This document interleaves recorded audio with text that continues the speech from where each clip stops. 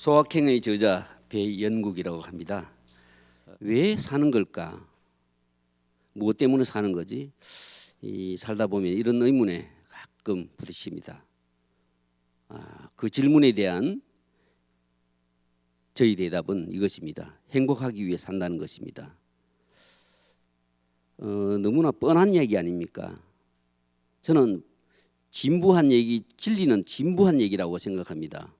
수많은 사람들이, 공자도 말씀드렸고 부처님도 말씀드렸고 예수님도 말씀드린 진리는 수많은 사람들이 다, 성인 군자들이 다 이야기했기 때문에 진부할 수밖에 없습니다. 그 당연한 어떤 진리를 오늘 제 나름대로 한번 풀어보겠습니다. 사람은 행복하기 위해 산다고 하지만은 사실 행복하지 못합니다. 이 행복은 우리가 인생의 목적으로 하지만 실제 그렇지 않은 경우가 많습니다. 우리는 아까 말했다시피 사람은 행복하기 위해 삽니다. 물론 행복하기 위해서 일을 하고 행복하기 위해서 돈을 벌고 행복하기 위해서 성공을 추구합니다. 사실 그런 당연한 얘기지만은 사실 지금 동의하지 않는 분이 좀 있을 것 같아요. 그러면은 이 말을 거꾸로 뒤집어 보면 더 오히려 명확할 수 있습니다. 뭐냐면은 거꾸로 제가 이 말을 뒤집어 볼게요. 일하기 위해 행복한다. 돈을 벌기 위해 행복한다. 성공하기 위해 행복한다. 어딘가 말이 이상하잖아요. 그러니까 행복은 우리 인생의 목적이 분명히 맞습니다. 아까 우리가 행복이 인생의 목적이라고 이야기했지만은 실제로 우리가 행복하지 못하는 경우가 굉장히 많습니다. 왼쪽에 있는 분이 누구시죠? 나폴레옹이죠. 이분은 코르시카 섬 촌뜨기에서 일약 황제가 되었고 그 넓은 영토와 예쁜 왕비, 무소불위의 권력을 지닌 분이죠. 그러면 그런 황제라면 얼마나 행복할까? 다들 그렇게 생각했죠. 그래서 어떤 사람이 나폴레옹 황제에게 물어봤습니다. 황제께서는 매일매일 행복하지 않으시냐고. 그렇게 물었더니만 한참을 생각하던 나폴레옹이 말했습니다. 내가 진짜 행복한 시간은 6일밖에 되지 않는다네. 이렇게 얘기했어요. 오른쪽에 있는 분은 누구십니까? 오른쪽에 있는 분은 나폴레옹이 가장 존경했던 괴테라는 사람입니다. 독일 대문호죠. 이분은 행복론이라는 책도 쓰고 8가지 행복에 대해서 이야기를 한 사람인데 나폴레옹보다 행복한 시간이 더 짧았습니다. 자기가 일생을 돌아왔더니만 행복한 시간이 17시간밖에 안 된다고 이야기했어요. 하루도 안 되는 거죠. 그렇다면 우리 평범한 사람들은 과연 얼마나 행복할까요? 그래서 어떤 스위스 노인이 자기 80평생을 돌아보면서 자기가 무엇을 하면서 가장 시간을 많이 소비했는지를 일일이 한번 계산을 해봤대요.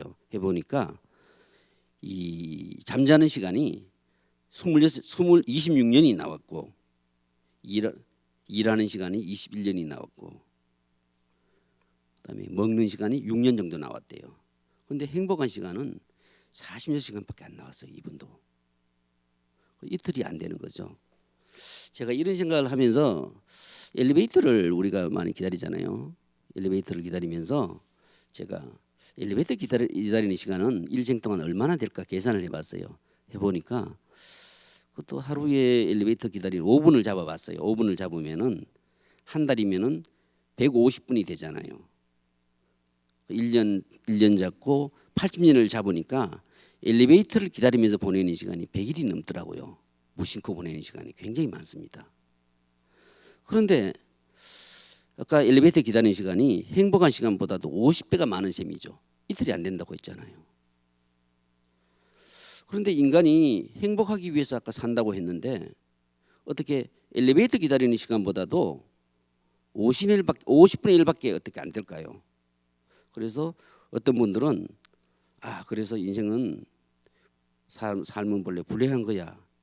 부처님도 인생을 고라고 했잖냐. 이런 식으로 이제 이야기를 하는 사람이 많아요.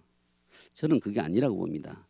그것은 인간이 불행한 것은 행복을 잘못 이해하기 때문이 아닐까 이렇게 생각합니다. 행복을 우리가 이 시험에 합격하거나 승진하거나 또 복권에 당첨되거나 엄청난 기쁨이 있을 때 그거를 행복이라고 여기는 거죠. 우리가 아까 인생의 삶의 대부분을 차지하는 잠자는 시간, 일하는 시간, 먹는 시간, 이걸 꼭 행복에서 제외시켜야 될까요? 이걸 행복에 포함시킬 수 없을까요? 이런 생각을 해봅니다. 우리가 그 잠자는 방, 일하는 방, 먹는 방은 다 있잖아요. 우리 인생의 대부분을 보내는 시간은 다 있지만은 행복을 위한 방은 사실상 없어요. 그렇잖아요. 그 잠자는 방은 뭐라 그러죠? 침실이죠. 그 일하는 방은 주로 사무실 그러잖아요. 먹는 방은 뭐죠? 먹방이잖아요. 먹방. TV 틀면 다 나오잖아요. 먹방이라고 그러잖아요. 사실 저는 그렇게 생각해요. 행복을 위한 방은 따로 없다고 생각합니다. 왜 그러냐면 자기 마음만 바꾸면은 이 온 세상이 행복의 방이 될 수 있거든요.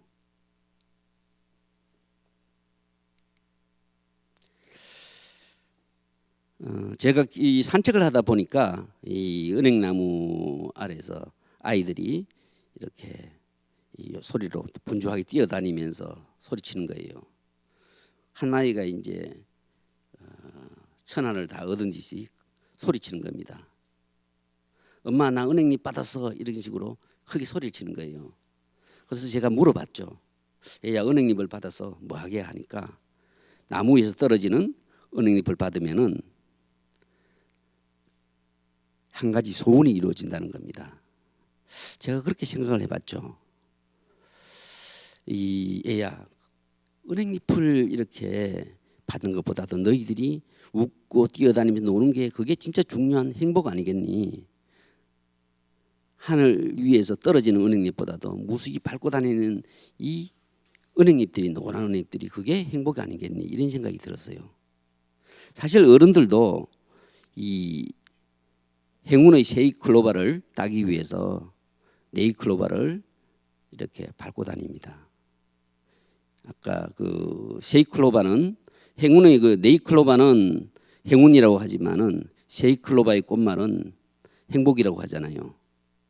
행운을 쫓기 위해서 무수히 많은 그 행복의 클로바가 이렇게 짓밟히는 줄도 모르고 이렇게 살아가는 거죠. 저는 이 행복이라는 것은 이 하늘에서 떨어지는 이 은행잎이 아니라 땅 위에 있는 은행잎이라고 생각합니다. 이 우리가 찾아 헤매는 이 그토록 찾아 헤매는 네이클로바가 아니라 우리 주변에 흔히 볼 수 있는 세이클로바가 아닌가 생각하고요. 그리고 무지개 끝에 저 무지개 끝에 달린 행복이 아니라 이 코끝에 있는 것이라고 생각합니다. 그게 바로 제가 말하는 소확행입니다.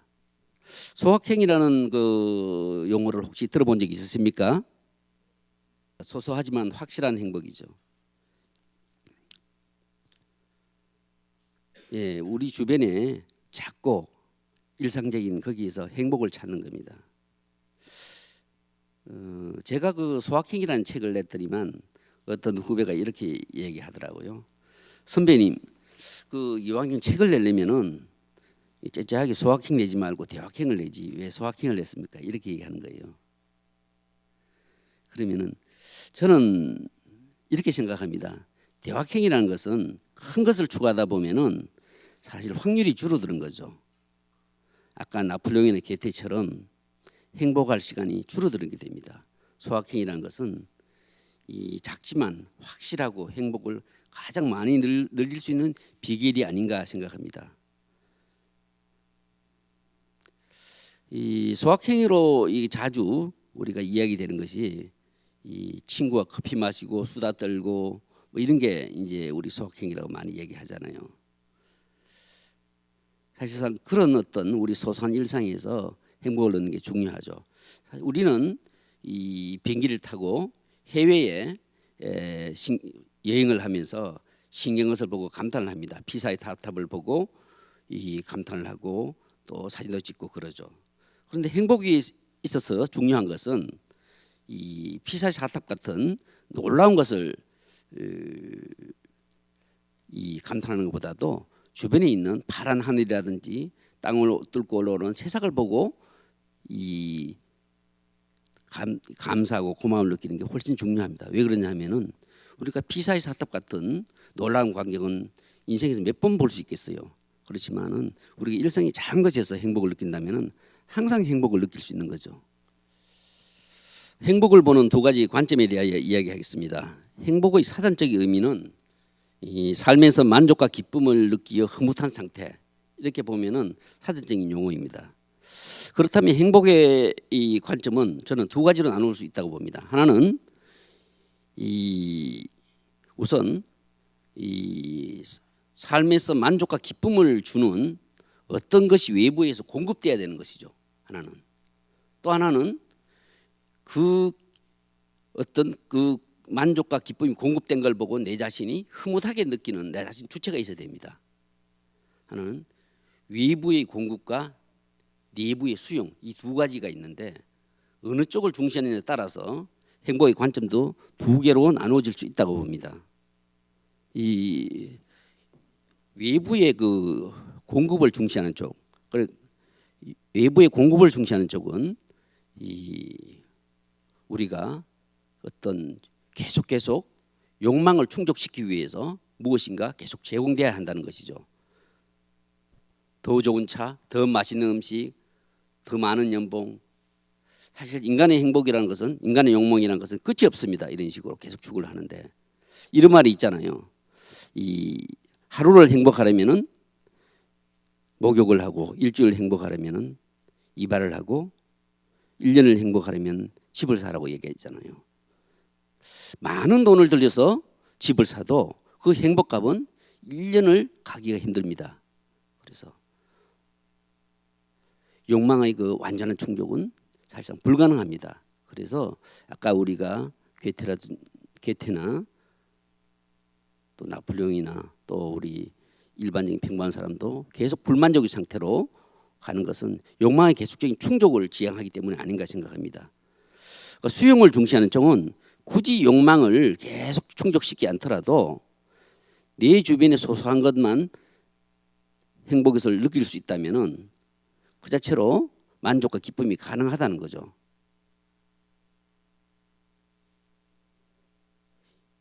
그게 바로 소확행입니다. 내 손에 없는 것이 아니라 내 손에 있는 것에 집중하자는 게 바로 소확행입니다. 이것이 바로 불교가 지향하는 저는 삶이라고 생각합니다. 저는 불교를 행복을 추구하는 종교가 아닐까 생각합니다. 이 불교에서는 진정한 행복에 도달하기 위해서 자기의 어떤 욕망에 대한 집착을, 과도한 집착을 끊고 현재의 삶에 집중하라고 가르칩니다. 금강경의 첫 구절은 이렇게 시작합니다. 세종께서 식사할 때가 되어 가사를 걸치고 바루를 들고는 성에 들어가 그곳에서 밥을 빌었다. 차례로 탁발한 뒤 처소로 돌아와 식사하시고 가사와 바루를 거두시고는 발을 씻은 뒤 자리를 마련하여 앉으셨다. 이 금강경 첫 구절을 보면은 왜 이렇게 이 감명 깊은 구절이 아니고 이렇게 평범한 어떤 얘기를 시작할까, 이렇게 놀라는 사람이 많습니다. 그게 저는 평범한 일상에서 행복을 느끼는 게 이게 금강경의 가르침이고 이게 바로 소확행이라고 생각합니다. 우리가 이 지금 행복하지 못한 것은 부처님이 가르쳐 주신 이 소욕지적을 버리고 끝없이 욕망을 추구하는 것이 하기 때문이 아닐까 생각합니다. 이 제가 아까 소확행이라고 얘기하셨는데 소확행을 하려면은 사실 나와 세상을 보는 관점을 바꿔야 된다고 생각합니다. 아까 우리가 그 커피 마시고 친구와 수다를 떠는 게 소확행이라고 했잖아요. 저는 역설적으로 이게 소확행 아니라고 얘기를 할 수 있습니다. 왜 그러냐면은 친구와 수다를 떨고 커피를 마시고 하는 게 누구나 다 하잖아요. 그런데 일상의 어떤 이 생활을 하다 보면은 쉽게 또 무너집니다. 왜 그러냐면 상사의 구지름이나 일상의 걱정이 있으면 쉽게 무너집니다. 왜 그럴까요? 저는 그 이유가 이 기존에 있던 행복 방식, 욕망을 추구하는 방식을 그대로 두면서 소확행을 추구하다 보니까 쉽게 허물어진다는 겁니다. 그래서 소확행을 하려면은 이 바깥으로 향하는 욕망을 자기 내면으로 불러들여야 됩니다. 그렇지 않으면은 소확행 지속 가능성이 없다고 봅니다. 아까 우리가 소확행을 하기 위해서 우리 욕망이라는 부분에 얘기를 했지 않습니까? 욕망을 끝없는 욕망을 어떤 식으로 자기가 좀 줄이면서 내면을 쳐다보라고 했는데 욕망 중에서 가장 강한 것이 소유욕입니다. 제가 길을 가다가 이렇게 이 사진을 한번 찍었습니다. 지금 보니까 능굴장미가 이 담장을 쭉 넘어왔네요. 넘어왔고 길 가던 사람이 이 능굴장미를 보고 감탄을 하지 않습니까? 그렇게 저는 이렇게 생각해 봤습니다. 저 장미의 주인은 누구일까? 저 집 안에 있는 사람일까? 길 가다가 감탄하는 저 사람일까? 논의를 좀 더 확장해 보겠습니다. 이 자기 집에 커다란 정원이 있는 재벌 회장이 있습니다. 재벌 회장은 굉장히 바쁘죠. 그래서 자기 정원사를 시켜서 이 가꾸게 하죠. 그런데 정작 자기는 바빠서 정원에 있는 아름다운 꽃을 볼 시간이 없습니다. 자, 그 이웃에 자기 정원은 없지만은 이 굉장히 아침 산책을 즐기는 사람이 있다고 칩시다. 그 사람은 이웃에 있는 인왕산에 올라가서 아침에 항상 산책을 하면서 새소리도 듣고 들꽃이 이렇게 핀 걸 보고 향기도 맡고 만지기도 하고 이렇게 옵니다. 그렇다면 꽃의 주인은 과연 누구일까요? 저는 이 행복은 정원의 크기나 소유의 양에 비례하지 않는다고 봅니다. 그것이 재벌 회장이라고 해서 더 행복하지 않은 이유이겠죠. 그래서 저는 그렇다고 해서 정원을 가꾸지 마라 이런 뜻이 아닙니다. 정원을 취미로 정원을 가꾸시는 분은 가꾸시되 보다 중요한 것은 바깥에 있는 정원이 아니라 자기 내면에 있는 정원을 조금 더 생각을 해보고 내면의 정원을 가꾸어 보라는 것이죠. 우리가 또 하나 소확행을 삶을 살기 위해서 살려고 한다면은 중요한 것이 자기 존재의 가치를 분명히 알아야 됩니다. 부처님께서도 천상천하 유아독전이라고 했잖아요. 세상에서 가장 존귀한 자기 자신의 가치를 우주적인 자기 자신을 깨달아야 됩니다. 그게 소확행의 이 근본 정신 중에 하나라고 저는 생각합니다.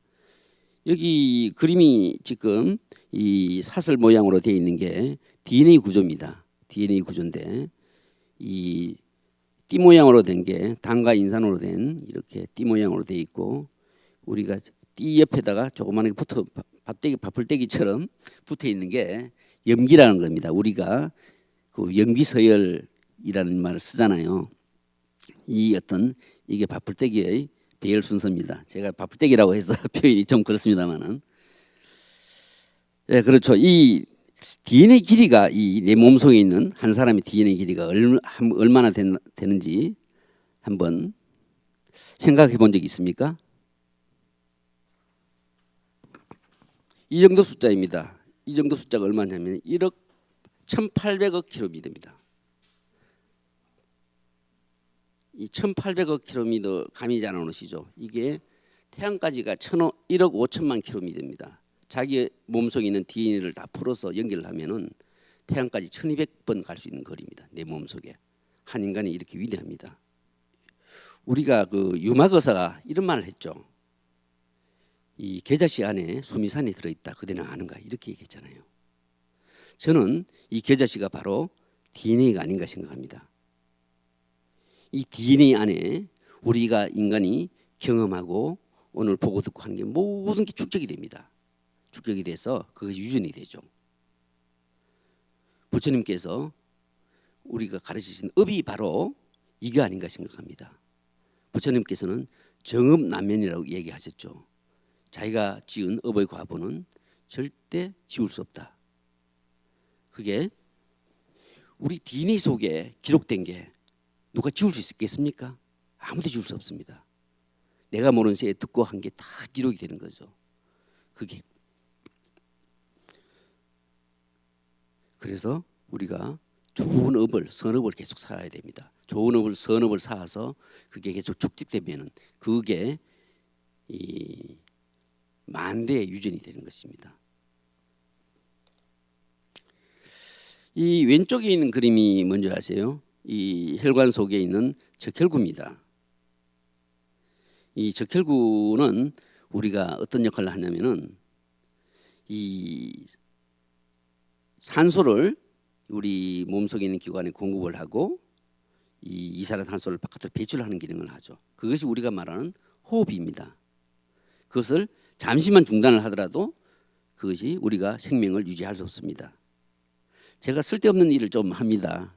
그래서 적혈구가 참 대단한 친구입니다. 이게 연중무휴로 내 생명을 유지하는 게 연중무휴로 일을 하고 법정 근로 시간도 없고 추석 연휴도 없이 계속 일을 하는 거죠. 이게 그 중단되면 내가 죽으니까요. 그래서 이 적혈구가 우리 몸속에 25조 개나 있습니다.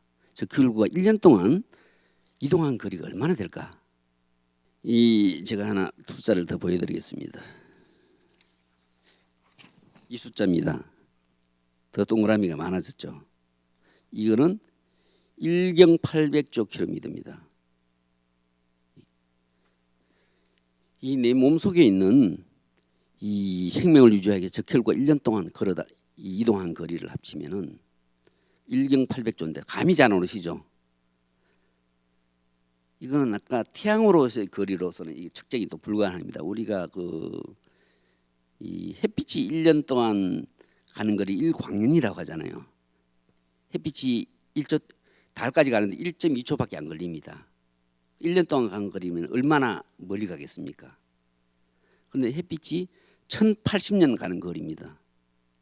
이 거리가 신라시대에 마이태자가 나라가 망하자 이 산속의 금강산으로 들어갔잖아요. 그때부터 출발한 햇빛이 초속 30km 속도로 이렇게 빠른 속도로 1080년 동안 간 거리가 내가 몸속에 있는 적혈구가 1년 동안 거리를 합산한 것 같습니다. 얼마나 인간이 오묘하고 위대한 것입니까? 인간은 우리가 불교에서 소우주라고 하잖아요. 인간 자체가 우주적이고 신적인 존재입니다.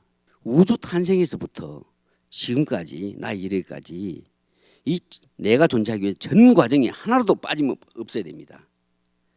우주가 처음에 개벽을 해서 빅뱅에서 태어나면서 지구가 탄생하고 그다음에 미생물, 단세포, 그다음에 동물이 나오고 그다음에 원숭이, 인간 쭉 이런 과정들 거꾸로 돌아가 볼게요. 내가 있고 아버지가 있고 할아버지 있고 10대조 할아버지, 100대조, 1000대조, 억대조 할아버지가 쭉 이 고리가 내가 상상을 해보십시오. 그 고리가 있을 겁니다. 그 과정이 하나라도 빠지면은 제가 탄생할 수 없습니다. 내가 지금의 나가 존재하기 전에는 137억 선생님이 존재하기는 137억 년, 67억 년, 137억 67년이라는 그 기간 동안에 모든 전 과정이 다 나에게 이게 연결돼야 됩니다. 인류의 기원은 아프리카에서 시작됐다고 하잖아요.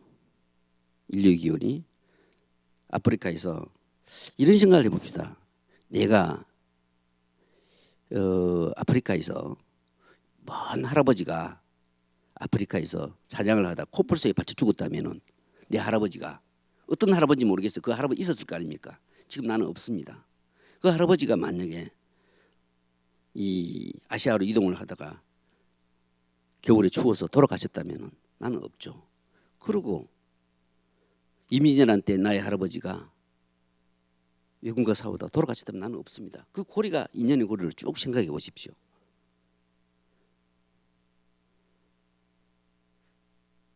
이 내가 생명이 부여받은 것은 나에 보이지 않는 수많은 생명의 고리, 인연의 고리가 있습니다. 그래서 이 인생에서 나의 인생에서 최고의 행운은 바로 생명을 부여받은 게 아닌가 생각합니다. 아까 그런 어떤 중간에 고리에서 하나라도 실패돼서 단절이 됐다면은 없는 거죠. 엄청난 성공과 행운의 연결돼서 내가 지금 존재하고 있는 것입니다. 불교에서 그 부처님께서 인간으로 태어난 것을 비유를 할 때 맹구우묵이라고 하잖아요. 다 아시겠지만은 이 눈먼 거북이가 100년에 한 번씩 이렇게 숨을 쉬기 위해서 바다 위로 수면 위로 올라오죠. 올라오는데 거기에 이 나무 토막이 우연히 뛰어다니다가 나무 토막을 우연히 만납니다. 우연히 만나는데 그 나무 토막 속에 구멍이 우연히 하나 나 있어갖고 그 나무 우연히 또 구멍이 하나 나 있어갖고 마침 그 구멍 속으로 거북이가 숨을 한번 푹 쉬는 거, 그 확률이 인간으로 태어날 확률이라고 얘기를 하셨죠.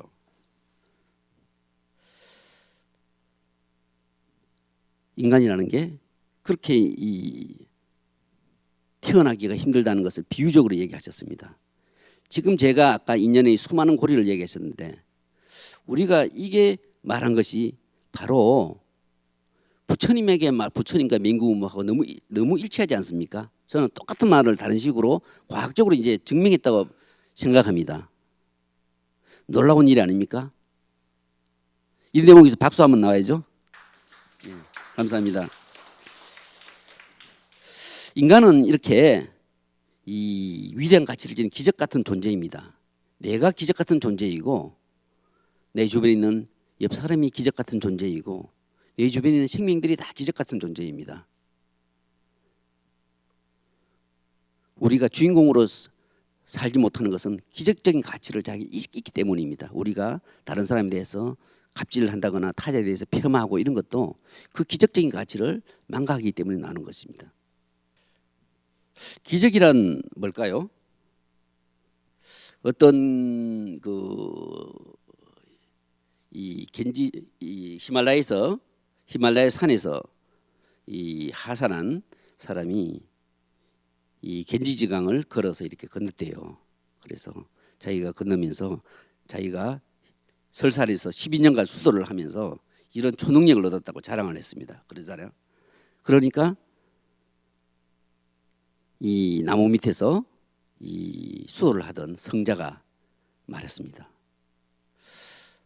아니 그런 기적을 얻으려고 그 생고생을 하셨습니까? 그거는 배사공한테 돈만 몇 푼 주면은 쉽게 건너주지 않습니까? 이렇게 얘기를 했어요. 그렇습니다. 우리가 기적은 달리 구할 필요가 없습니다. 임재선사는 기적은 물 위를 걷는 것 일이 아니라 이 땅 위를 걷는 일이라고 했습니다. 우리가 지금 살고 있는 게 약간 내 존재도 기적이고 지금 이 세상에 살고 있는 자체가 기적입니다. 혹시 여기 우주선을 타보신 분이 있으신가요? 없으시겠죠. 사실 우리가 우주선을 타고 있는 거나 마찬가지입니다. 우리 지구가 자전 공전하는 속도가 우주선보다도 3배 이상 빠릅니다. 초속 30km 속도로 지금 큰 지구가 돌고 있거든요. 우주선 속이 너무 크니까 지금 보이지 않는 거죠. 그게 47억 년 동안 큰 사고 없이 계속 무사고 운전을 하기 때문에 아직 내가 존재할 수 있는 겁니다. 우리 땅 속에 우리가 지진 나고 하면은 그 느끼겠지만은 지금 항상 땅 속에도 펄펄 끓는 마그마가 있잖아요. 이 땅 속에 우리가 무탈하게 사고 살아가는 자체가 기적이고 그게 감사한 일이죠. 소확행이라는 것은 우리 주변을 소중히 바라보고 나의 존재에 대한 감사와 고마움을 느끼는 것이 그 소확행이 시작이 아닐까 생각합니다. 자, 그러면은 어떻게 하면은 행복을 많이 늘릴 수 있을까요? 어떻게 하면 소확행을 잘 할 수 있을까요? 거기에 대해서 말씀드릴까 합니다. 어느 커피숍에 들어갔더니 이 문 앞에다가 이런 글귀가 써 있는 거예요. 비움의 공간. 뭐 하시는 곳이죠? 화장실이죠. 이 화장실이라는 것은 이 우리가 이 근대의 수세식 병기가 들어오면서 생긴 말이라고 해요. 그 이전에는 변을 처리하는 곳이라고 해서 변소라고 했죠. 변소라고 했는데 혹시 화장실이라는 그 다른 용어 혹시 아는 게 있으세요? 해우소만 그랬죠. 절에서 근심을 푸는 곳이라고 그랬죠. 절에서 나온 용어 중에 또 다른 게 있어요. 옛날에 시골에 사는 분 중에 정랑이라고 혹시 들어보셨는지 모르겠지만 정랑, 정방 이러잖아요. 그것이 깨끗할 정자를 써서 몸에 더러운 것을 깨끗이 비운다고 해서 정랑, 정방 이게 절에서 나온 용어입니다. 그리고 예전에 그 우리가 변을 본다는 것을 뒤를 본다 많이 그랬잖아요. 뒤를 본다 많이 그랬잖아요. 예전에 초대 국회 때 어떤 의원이 회의 중에 손을 번쩍 들어서 의장님 뒤 좀 보고 있습니다. 이렇게 해서 폭소가 터졌대요. 그래서 거기서 나온 말이 뒷간, 측간, 치간입니다. 뒷간이 있고 또 옛날 우리 선비들은 사색하기 좋은 곳이라 해서 상칸이라고 했대요. 그리고 투한이라고 해서 한가함을 훔친다고 투한이라고도 했대요. 화장실에 가면은 자기만의 공간이기 때문에 자기 여유롭게 좀 있을 수 있잖아요. 서양에서도 비슷한 말 있잖아요. 그 레스트룸이라고 그러잖아요. 쉬는 공간 이렇게 하잖아요. 동서양이 비슷한 것 같아요. 옛날 궁궐에서는 또 화장실을 좀 은유적으로 표현해서 매화꽃에 비유를 했고 그래서 매화관이라고도 했대요. 그리고 작은 집이라고도 했고요. 그래서 궁녀들이 급하게 어디로 막 빨리 간다면 어디 갔냐고 물으면 작은 집 간다 이렇게 얘기했대요. 사실 우리는 몇 번이고 하루에도 몇 번이고 화장실에 가잖아요. 몸의 찌꺼기는 비우면서 마음의 찌꺼기를 안 비우죠. 과도한 욕망도 비워야 되고 원망이나 증오나 근심, 걱정도 비워야 됩니다. 불교에서는 방아차기로 가잖아요. 욕망도 내려놓고 원망도 증오도 걱정도 자기 스스로 내려놓는 방법을 알아야 됩니다. 우리가 비움이라고 해서 저는 이 구도자처럼 이 완전히 금욕을 하라는 것은 아니라고 봅니다. 그것은 그런 어떤 비움이라면 완전한 비움이라면 일상에서 실천하기도 어렵겠죠. 제가 말하는 비움이라는 것은 이 소유와 욕망으로 하는 삶의 속도를 조금 늦추고 이 바깥으로 향하는 삶을 안쪽으로 좀 불러들이면서 안팎을 좀 균형을 맞춰주라 이런 뜻이죠. 우리가 비웠다면은 이번에는 좋은 것으로 채워야 되겠죠. 그래서 소확행의 두 번째 덕목은 좋은 접촉입니다. 이 파란 물감에 실을 담그면 파란 실이 되고 검정 물감에 물을 들이면은 검정 실이 되죠. 파란 실이 되느냐 검정 실이 되느냐는 내가 무엇을 접촉하느냐 그 선택에 달려 있습니다. 우리가 행복하려면은 좋은 책, 좋은 음악, 좋은 사람과 접촉을 하고 주변에 있는 이 풀벌레, 나무잎 이런 어떤 대자연과 가깝게 지내면서 그것을 느낄 수 있어야 됩니다. 무엇보다도 저는 소확행을 위해서 좋은 게 좋은 인연을 가지라는 겁니다. 좋은 사람과 만나서 자기가 자기 행복감을 충전하라는 거죠. 우리가 이 얼굴이 밝고 선하고 이런 사람과 가까워지면 자기도 밝아지는데 원망이 많고 증오도 많고 매사에 찌들려 있는 사람 보면 자기 삶도 찌들릴 수밖에 없습니다. 그래서 자기 주변에 좋은 사람과 많이 접촉을 하는 거죠.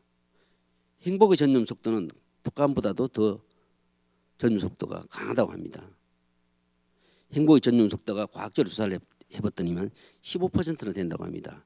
내가 행복하면은 내 친구가 그대로 전염이 돼서 15% 행복감이 증가한대요. 거꾸로 내 친구가 행복하면은 가까운 친구 행복하면은 나의 행복도 15% 증가하는 거죠. 그래서 좋은 사람과 많이 만나고 접촉을 하고 대화하고 하는 게 중요합니다. 또 하나는 저는 책을 읽을 것을 권유합니다. 독서는 좋은 사람, 위대한 사람을 가장 손쉽게 만날 수 있는 비결입니다. 이 책이라는 타임머신을 타고 공자와 소크라테스를 만나 보십시오. 그분들이 살면서 무슨 생각을 하고 무슨 고민을 했는지 스스로 좀 물어보십시오.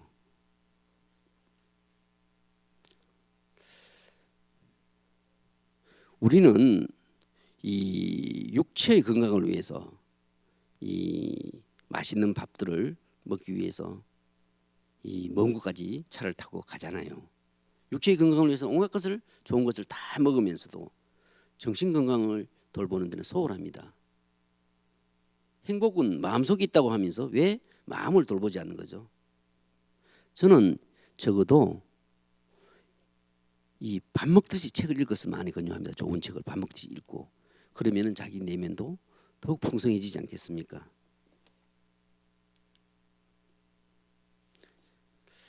이 좋은 접촉을 많이 하려면은 이 여유가 있어야 됩니다. 이런 말 있잖아요. 올라갈 때 내려갈 때 보았네, 올라갈 때 보지 못한 그 꽃, 이런 말이 있잖아요. 왜 올라갈 때는 꽃을 못 볼까요? 그것은 돈을 벌랴, 성공하랴, 정상으로 올라가랴 이렇게 해서 너무 바쁘게 살다 보니까 꽃을 볼 시간이 없는 거죠.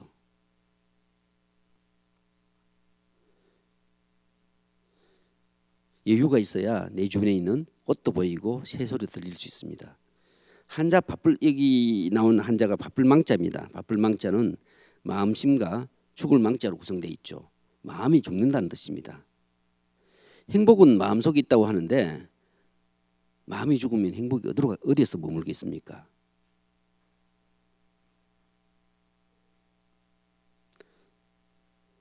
괴테는 행복은 보일까 말까 한 작은 간이 얘기를 하겠습니다. 우리가 바쁘게 막 서두르다 보면은 간이역을 놓칠 수밖에 없죠. 우리 행복하기 위해서 일을 한다지만은 너무 일하나 바빠서 행복을 느낄 틈이 없다는 사람이 많습니다. 과연 그게 옳은 방법일까요? 그리고 저는 바쁨과 부지런함은 다르다고 봅니다. 바쁘다는 것은 우리가 시간을 잘못 관리한 탓이 아닐까요?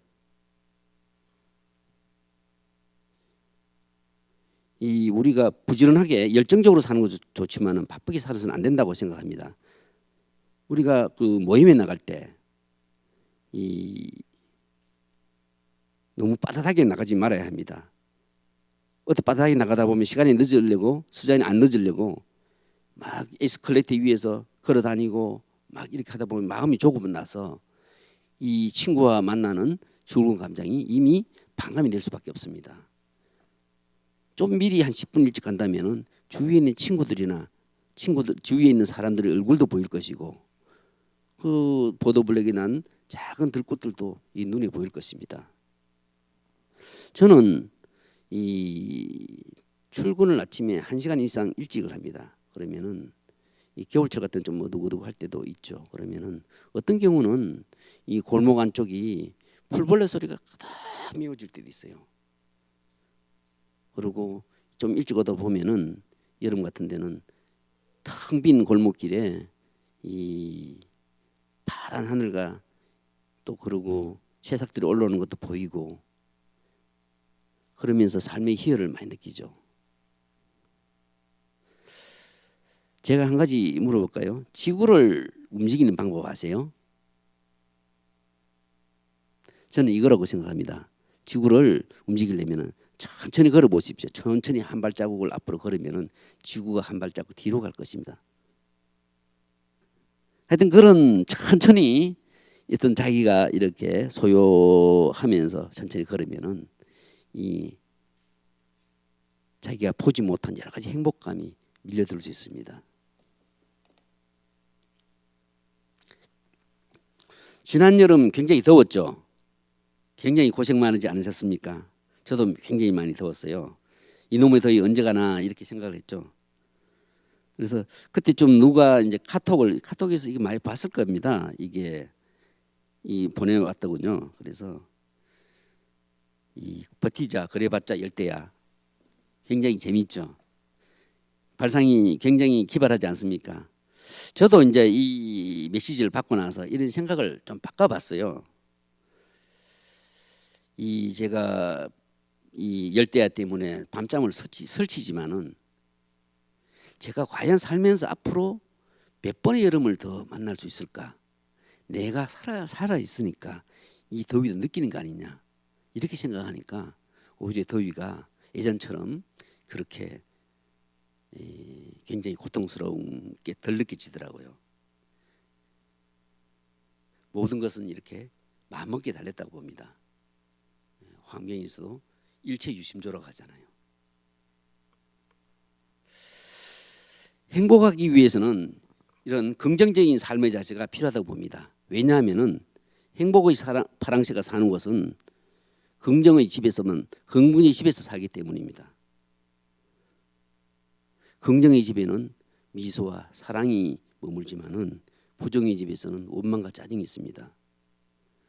부정의 집에 머물면서 내가 행복하지 않았냐 원망을 탓해봐야 절대 행복이 오지 않습니다. 빨리 그 불행의 집에서 벗어나야 됩니다. 우리 삶은 누구에게나 힘이 듭니다. 인생이라는 것은 모든 사람이 다 초행길이고 경험해보지 않은 길이기 때문입니다. 아프리카 원주민의 이야기를 하나 들려드리겠습니다.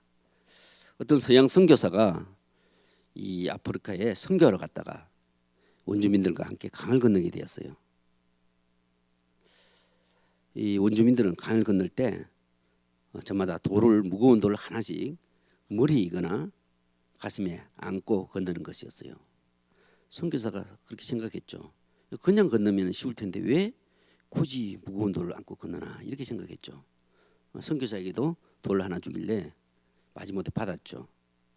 선교사는 강을 중간쯤 건너고 나서야 그 이유를 알았습니다. 이 돌이 없다면은 거센 물살에 자기가 휩쓸려 떠내려갈 것이기 때문입니다. 인생이란 것은 각자 자기 삶의 무게를 지고 강을 건너는 것이라고 할 수 있습니다. 만약 고난과 시련으로 삶의 무게가 무겁다면은 내게 왜 이런 고난이 올까 이렇게 원망하지 말고 오히려 나를 거센 세파에서 휩쓸려 떠내려가지 않게 나를 지탱해 주는구나 하고 이렇게 마음을 바꿔야 됩니다. 그렇게 하면은 훨씬 더 그 고난에 대해서 극복할 수 있는 힘이 생길 것입니다. 다행행이라는 한자입니다. 이 행복의 비결은 행복의 행, 소확행의 행, 이 행자 안에 다 들어있다고 봅니다. 이 행을 잘해야 저는 복이 온다고 봅니다. 이 행은 상하로 좌우로 뒤집어도 전부 행입니다. 이 우리가 살면서 고난과 시련이 닥치겠죠. 그러면은 내게 왜 이렇게 이 고난과 시련이 닥칠까 이렇게 원망하지 말고 오히려 이만하면 다행이다 하는 이런 자세로 대하는 게 중요하다고 봅니다. 이 자기 속에 어떤 나쁜 일이 생겨도 아까 행자를 뒤집어도 행이듯이 그것을 좋은 쪽으로 돌리는 사람은 행복하지 않을 도리가 없습니다. 아까 할머니의 일기처럼 이 어떤 일이 생겨도 감사하고 고마움으로 돌릴 수 있다면 도저히 불행할 수가 없습니다. 그 사람은. 미국의 데일 카네기가 이런 말을 했습니다. 운명이 신 레몬을 준다면 달콤한 레몬네이드로 만들어라. 나에게 왜 신 레몬만 있지? 이런 식으로 불평하지 말고 그것을 달콤한 레몬네이드로 만들 수 있는 능력을 길러야 됩니다. 그게 소확행의 자세가 아닌가 생각합니다. 어느덧 강의가 이제 끝날 시간이 됐나요? 이 행복으로 들어가는 문의 손잡이는 어디에 있을까요? 마음 안에 있죠. 그럼 누가 열어야 되겠습니까? 각자 자기가 열어야 됩니다. 자기가 열어야 돼요. 오늘 제가 소확행에 대해서 장하게 얘기했지 않습니까? 아무리 장황하게 해도 그 문은 스스로 그 문을 열고 들어가야 됩니다. 여러분, 제 강의가 부족했지만 끝까지 들어주셔서 감사합니다.